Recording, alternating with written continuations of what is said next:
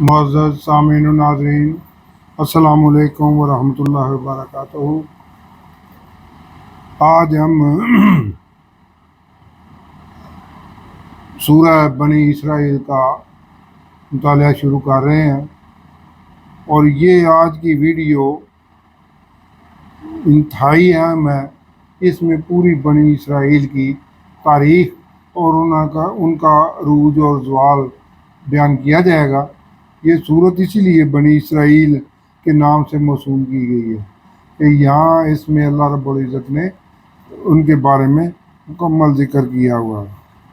تو اب اس کا مطالعہ کرنے سے پہلے تلاوت کلام پاک۔ اعوذ باللہ من الشیطان الرجیم، بسم اللہ الرحمن الرحیم۔ سبحان الذی اسری بعبدہ لیلا من المسجد الحرام الی المسجد الاقصی الذی بارکنا حولہ لنریہ من آیاتنا انہ هو السمیع البصیر۔ وآتینا موسیٰ الکتاب وجعلناہ ھدی لبنی اسرائیل الا تتخذوا من دونی وکیلا ذریۃ من حملنا مع نوح انہ کان عبدا شکورا۔ صدق اللہ العظیم۔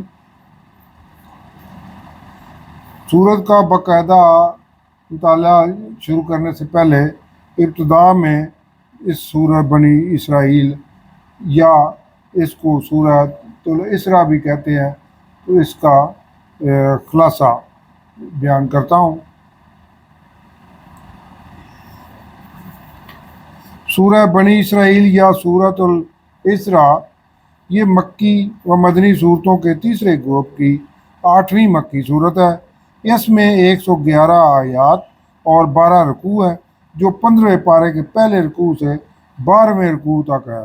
اس صورت کے ساتھ قرآن کی چوتھی منزل بھی شروع ہو رہی ہے۔ سورہ نیل جو اس کے مطالعے کے تک جو آیا تھا وہ تیسری منزل ختم ہوئی، اب یہ چوتھی منزل یہاں سے شروع ہو رہی ہے۔ یہ صورت ہجرت مدینہ سے 1 سال قبل نازل ہوئی۔ اس صورت کا آغاز واقعہ معراج سے ہوتا ہے، جس کی باقی تفصیل سورۃ النجم میں ہے۔ معراج کا یہ واقعہ حدیث اور سیرت کی کتابوں میں زیادہ تفصیل سے بیان کیا گیا ہے۔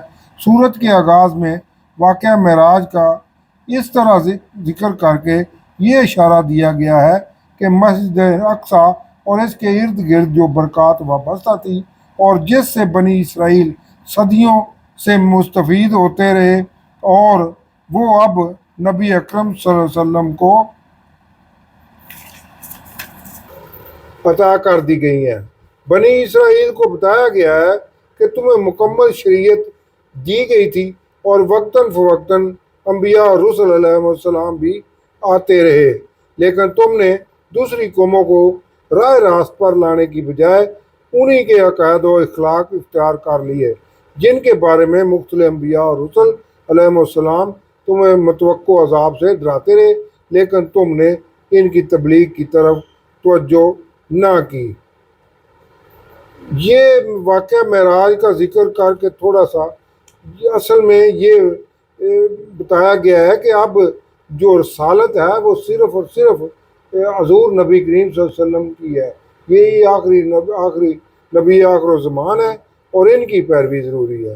اور جو انبیاء علیہ السلام کی امامت کا ذکر ہے، امام الانبیاء، اسی واقعہ سے حضور نبی کریم صلی اللہ علیہ وسلم ہوئے کہ وہاں مسجد اقصی میں تمام انبیاء کی نماز پڑھائی اور امامت کی۔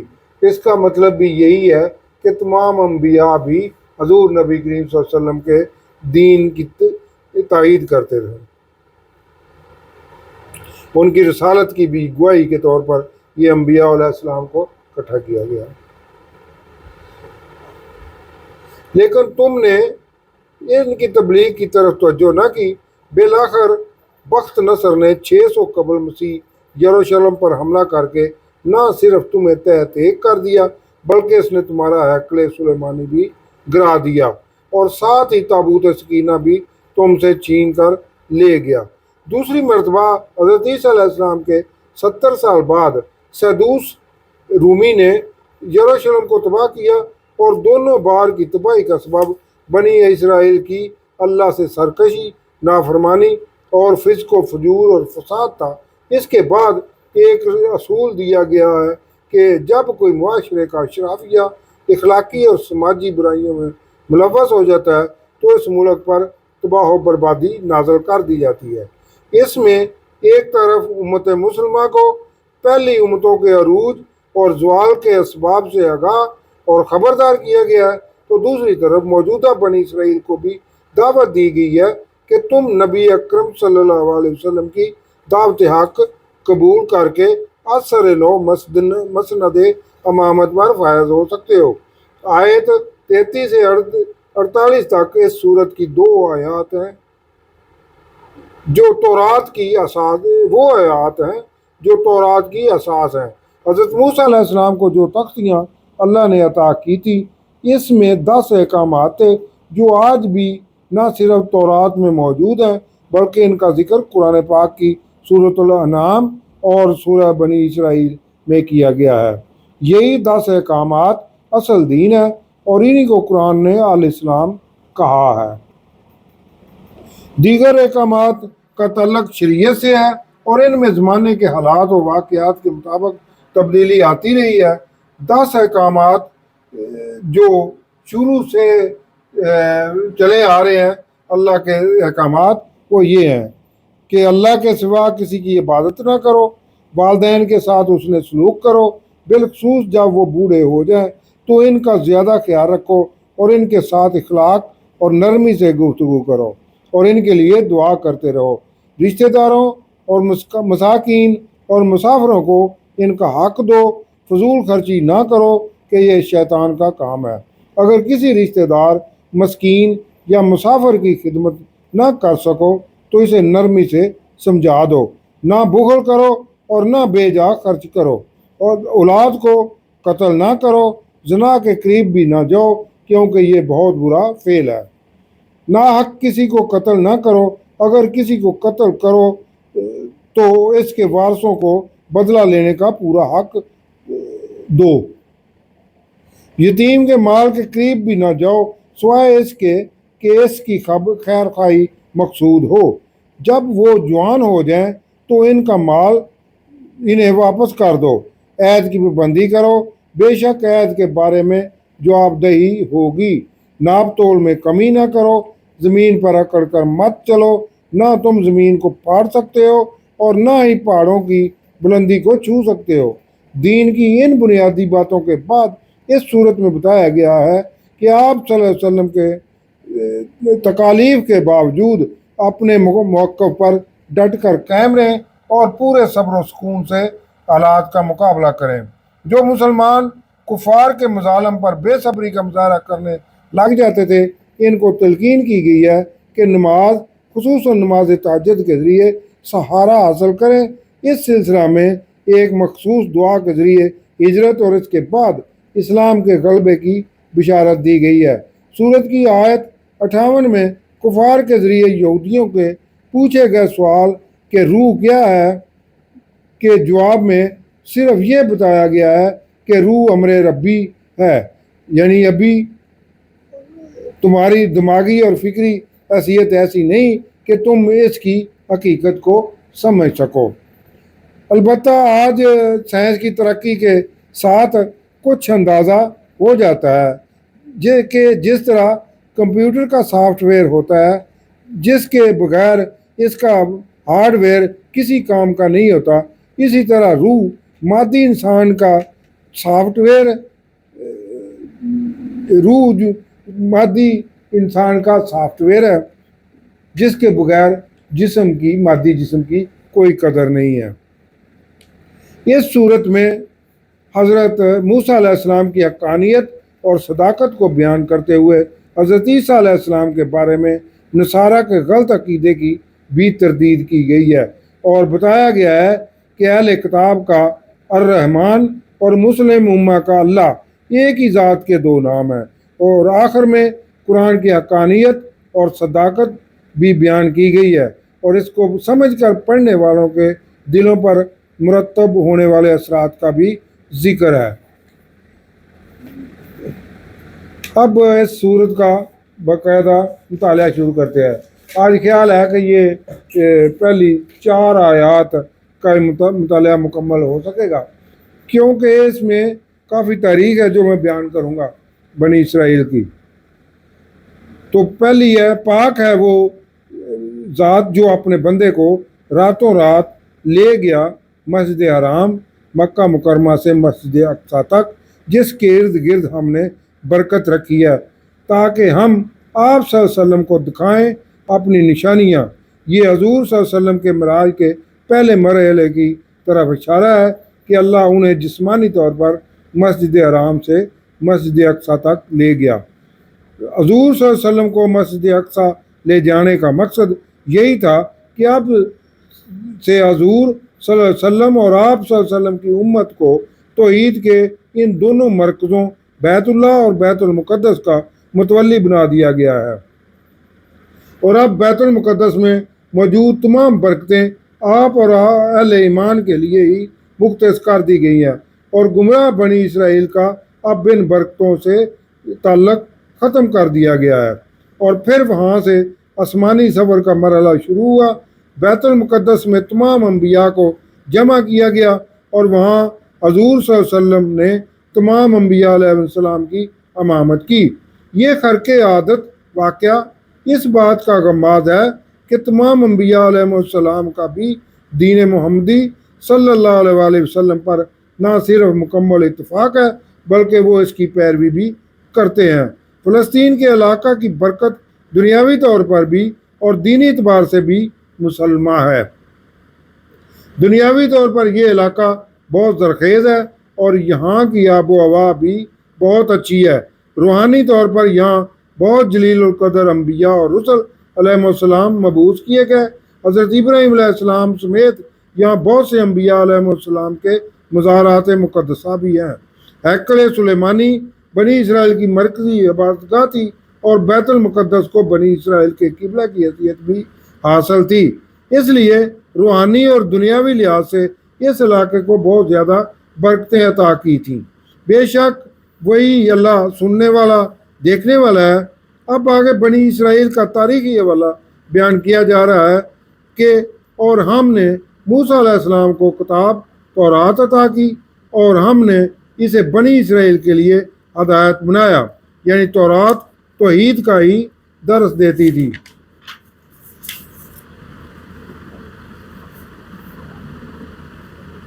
کہ میرے سوا یعنی اللہ کے سوا کسی کو کار ساز نہ بناؤ، اے ان کی اولاد یعنی بنی اسرائیل جنہیں ہم نے نوح علیہ السلام کے ساتھ سوار کیا۔ نوح علیہ السلام کے 3 بیٹے جو کشتی میں سوار ہوئے وہ حام، سام اور یافس تھے، جن سے طوفان نوح علیہ السلام کے بعد نسل چلی۔ ان میں حضرت ابراہیم علیہ السلام کی نسل میں سے پیدا ہوئے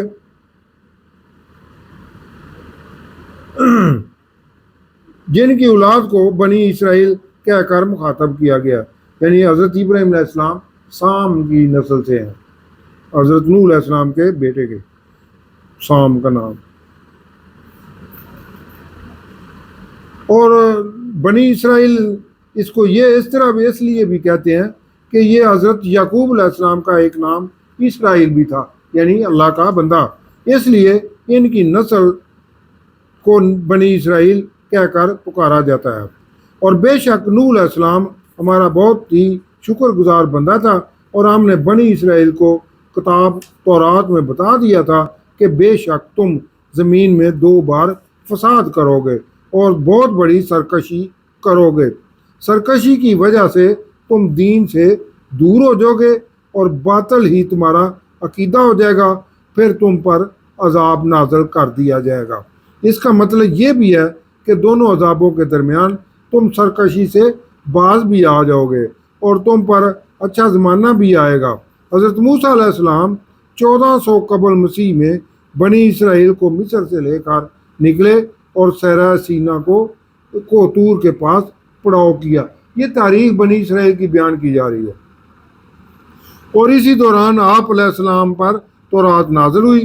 پھر وہاں سے شمال مشرق کی طرف کوچ کرنے اور فلسطین پر حملہ آور ہونے کا حکم دیا، جس سے بنی اسرائیل نے انکار کر دیا اور صحرا میں بھٹکنا ان کا مقدر ٹھہرا۔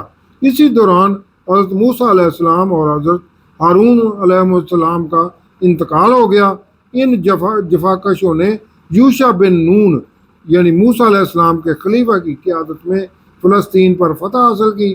پھر یہی قوم کٹھے رہنے کی بجائے 12 قبیلوں میں بٹ گئی اور آپس میں لڑنا جھگڑنا شروع کر دیا۔ ان کے انتشار کی وجہ سے شام اور اردن کے ہمسایہ علاقوں میں بسنے والے مشرکین نے ان بنی اسرائیل پر تسلط حاصل کر کے ان کی بیشتر آبادی کو ان کے علاقوں سے مار بھگایا۔ پھر طالوت نے جالوت کو قتل کر کے مضبوط حکومت قائم کی۔ طالوت کے بعد داؤد علیہ السلام اور پھر ان کے بیٹے سلیمان علیہ السلام بادشاہ بنے۔ حضرت یوشع بن نون سے لے کر طالوت کی جنگ کا درمیانی عرصہ تقریباً 300 سال کا ہے۔ حضرت سلیمان علیہ السلام کی بادشاہت کا دور سب سے سنہری دور تھا۔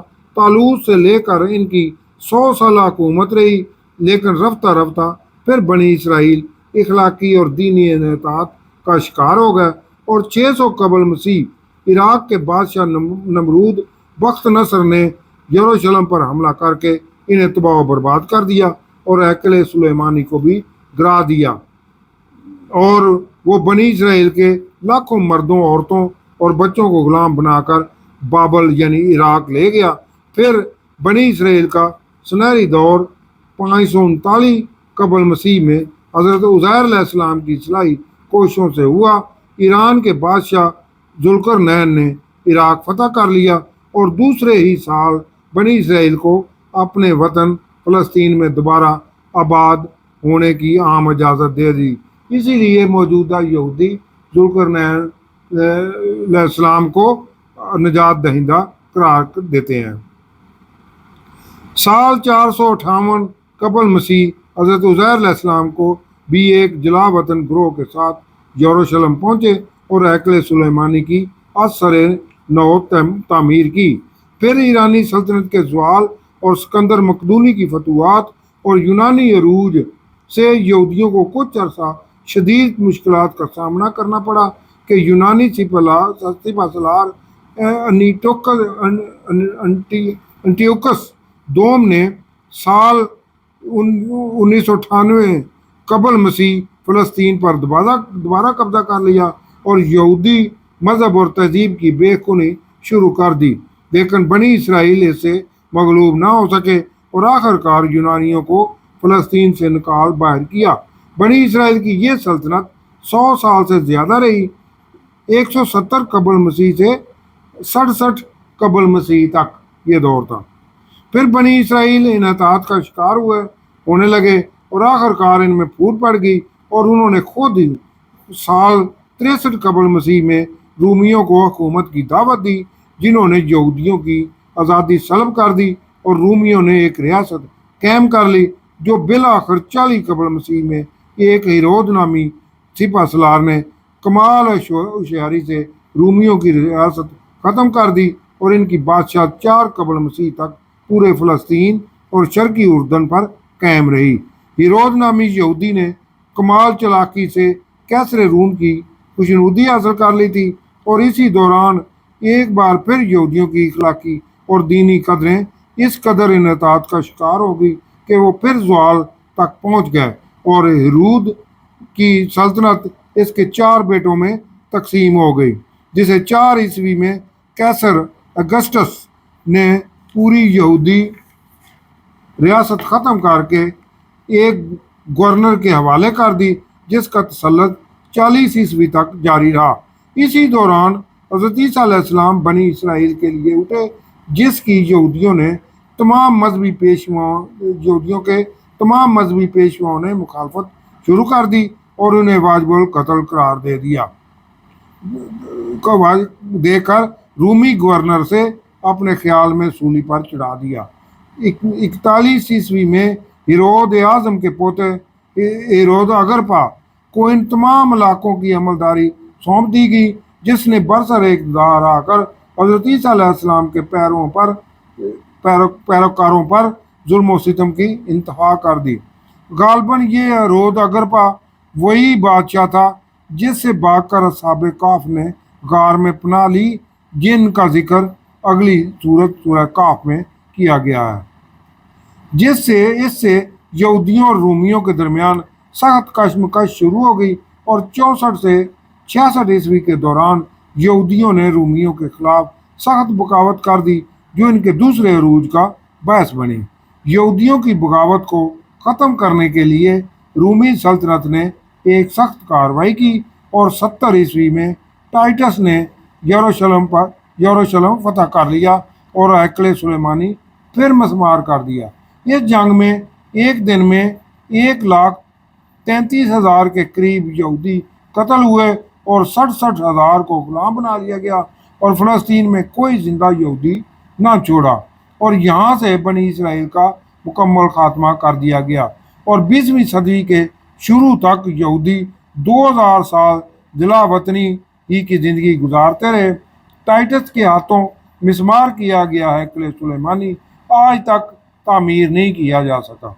ये इस वक़्त की उम्मत मुसलमा बनी इसराइल की दास्तान इबरत है। इसकी नाफरमानियों और सरकशी और दीन से बेराह रवि के बायस अल्लाह रब्बुल इज़्ज़त ने उन्हें उम्मत मुसलमा के आज़ाद से ही अब महरूम कर दिया है और उम्मत मोहम्मदी सल्लल्लाहु अलैहि वसल्लम को इस मसनद फजीलत पर मुतमक्कन फरमाया। हजूर नबी करीम सल्लल्लाहु अलैहि वसल्लम ने अपनी उम्मत के बारे में भी इरशाद फरमाया था कि तुम पर भी वही हालात वारद होंगे जो बनी इसराइल पर हो चुके हैं। मुसलमानों का पहला अरूज अरबों के ज़माने में हुआ, जिसे सलीबियों ने ख़त्म कर दिया और मुसलमानों पर अजाब की तरह नाजल हुए। फिर तातारियों ने हलाकू खां और चंगेज़ खां की क़यादत में इस्लाम की अमलदारी ख़त्म करने में कोई कसर ना छोड़ी, जिससे अरबों की क़यादत छीन कर तातारियों के हाथों में चली गई और उन्होंने लाखों मुसलमानों का खून बहाया। फिर तुर्कों की क़यादत में एक दफ़ा फिर मुसलमानों को अरूज नसीब हुआ और सल्जूकी और उस्मानी तुर्कों ने दुनिया में अजीम शान इस्लामी रियासतें कायम की। इसके बाद मुसलमानों पर दूसरा ज़वाल रूपजीर हुआ। बनी इसराइल पर जिस तरह दूसरा अजाब यूनानियों और रूमियों के हाथों हुआ, इसी तरह मुसलमानों पर दूसरा अजाब यूरोपीय कौमों के ज़रिए आया और देखते ही देखते वो पूरे आलम इस्लाम पर काबज़ हो गए। 20वीं सदी के आगाज़ में सल्तनत उस्मानी का खात्मा हुआ, जो अभी तक जारी है। अब उम्मत मुसलमा दूसरे अरूज की मुंतज़िर है, जो ग़ज़वा हिंद के बाद आएगा। ये देखें 3-4 आयतों में अल्लाह ताला ने पूरी बनी इसराइल की तारीख बयान कर दी है। ये कुरान का ये एजाज़, ये मौजज़ा भी है और ये उसका ही एजाज़ होता है, क्योंकि ये कुरान अल्लाह का कलाम है।